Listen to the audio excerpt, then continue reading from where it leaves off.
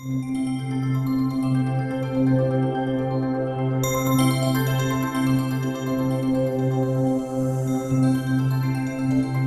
everybody, today I'm going to show you the 3 rings that you can make, or different kinds of rings I should say, that you can make more than 3.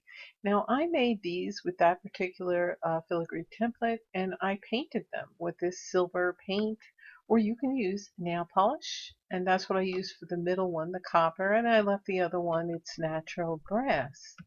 Now you would take that shape of the filigree and then you would just wrap it around your finger, or you can have this one and you can glue an acrylic gemstone to it with that shape. So different shapes of the filigree templates, or you can use a ring mandrel to help you get the shape, or your finger. And that's the shape I used to make that one. And like I said, you can paint them with paint or nail polish. They're very easy to do. They're adjustable because the ends, no cutting, nothing. The ends just meet at the back and that's it. So I hope you like this. Thanks for watching.